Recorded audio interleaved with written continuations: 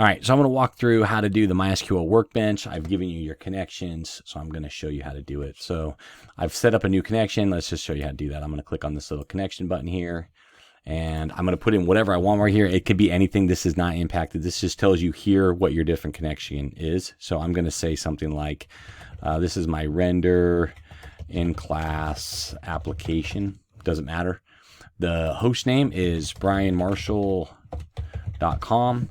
And my username, which I have up there, I copied that, and I'm going to come down and I'm going to store my password, which I will copy and paste like that. Okay, and then I'm going to take my database. I'm just going to delete all these when I get done, so it's not going to really matter. I'm going to put my database right here. Okay, so there's all of my information. So brianmarshall.com. The port stays the same, username, and then the database schema was the first thing on that list. I'm going to click test connection. It says it was successful. I'm going to click OK and then click OK again, and it's going to show up here. So when I click it, it's going to connect in. Once it connects in, you might be on the administrative screen. Just go to schemas. There are no tables in there, so I'm going to create a new table. So I'm just going to call this table users. Okay. And it's users with an S because there's going to be multiple users in here. And this one's going to be user ID. And we'll make it a primary key and auto increment. And we'll just do first name varchar and last name varchar. And we'll click apply and apply. All right, so we can say finish and we can look at it. And if you want to add a person into it, you can just you notice how here it has 3 icons. This one, it will change what it does. Okay, so you can make adjustments to it, and this icon allows you to like do the query on it, and then you can just put stuff into there like so.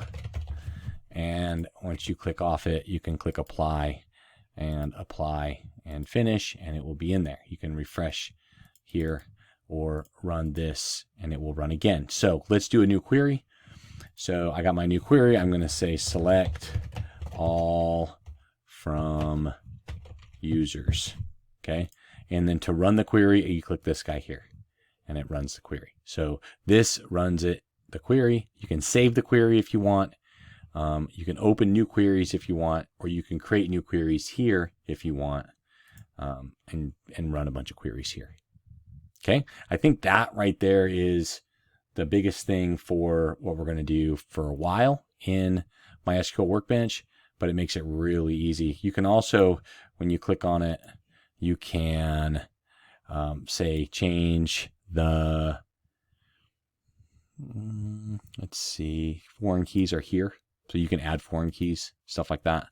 And I would just use ChatGPT to make sure that your foreign keys are correct on how you want to run them up. But you can do foreign key, and then you can do on update, delete, on update, update, or on update, delete here, or on delete, delete here. So that's how I would do that. But we're not doing that for this one. This is just the example. So that is just a quick overview of what we did today in class. And I would do that a couple times if I were you, so you know exactly what you are doing.